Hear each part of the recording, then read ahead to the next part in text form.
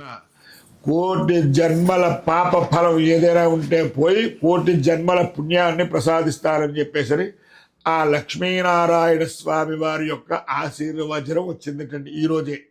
కాబట్టి ఇది అందుగురించే వైకుంఠం కోటి ఏకాదశి అయింది. అంటే వైకుంఠంలో ఉన్న స్వామివారు ఈరోజు తరలి భూమి మీదకి వచ్చి భూమి మీద ఎంతమంది అయితే దేవతలు ఉన్నారో అంతమంది దేవతలకి కూడా ఆయన నారాయణ స్వరూపంతో దర్శనమిస్తాడు. ఆ నారాయణ స్వరూపంతో దర్శనమిచ్చి వారి యొక్క పాపాలు ఏమైనా ఉంటే కనుక వారిలోకి తీసుకుని మోక్షాన్ని ప్రసాదించే రోజు ఈ రోజే.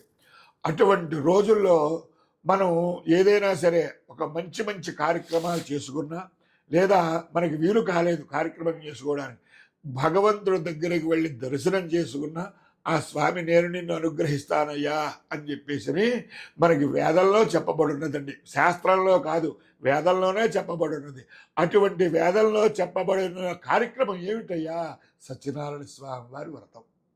అలాగే మనకి లక్ష్మీ నరసింహస్వామి వారి యొక్క పూజ, అలాగే మనకి ఇంకా సుదర్శన హోమం ఇత్యాది కార్యక్రమాల్లో ఏ కార్యక్రమం చేసుకున్నా సరే నేను నిన్ను అనుగ్రహిస్తానని చెప్పేసి ఆ పరమేశ్వర వాక్యం ఉంది. కాబట్టి ఈరోజు మీ దంపతుల చేత శరీర ఆరోగ్యాన్ని ప్రసాదించడానికి, అలాగే అన్యోన్య దాంపత్యాన్ని ప్రసాదింపడానికి ఈ యొక్క వ్రతం మనకి ఈ యొక్క లక్ష్మీ గణపతి హోమం, అలాగే మనకి ఎలాగో వచ్చు కాబట్టి సుదర్శన హోమం, అలాగే మనకి ఆయుష్ సూక్త పారాయణతో ఆయుష్ సూక్త హోమం ఇత్యాది కార్యక్రమాలన్నీ అయిన తర్వాత సాంగ సపరివార సమేత రమా సహిత సత్యనారాయణ స్వామి వారి అనుగ్రహాన్ని పొందడానికి ఆయన వ్రతం.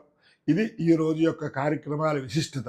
కాబట్టి ఈ కార్యక్రమాలన్నింటినీ కూడా మనం చేసుకున్నట్టుగా కాకుండా ఆ స్వామివారే మన చేత చేయిస్తున్నారనే భావంతో మీరు చేసుకుంటే చక్కగా మీరు ఏదైతే కోరుకున్నారో ఆ వరాన్ని తప్పకుండా ఆ స్వామివారు మిమ్మల్ని అనుగ్రహిస్తారండి. యద్భావం తద్భవతి, ఏమాత్రం అనుమానం లేదు. ఏమండి, నేను చేయిస్తూ ఉంటాను, ప్రశాంతమైన హృదయంతో చేసుకోండి. ఏమండి, మనం ప్రతి నెలలా చేసుకునేది కాదు, సంవత్సరానికి ఆ స్వామివారు మిమ్మల్ని ఈరోజు అనుగ్రహించడానికే చేసుకుంటున్నారు. కాబట్టి ఆ భావంతో మీరు కూడా చేసుకుంటే ప్రశాంతంగా నేను చేంజ్ చేస్తూ ఉంటాను. చక్కగా ఒక్కొక్క విధానంతో ఎదురుకు వెళ్దాం.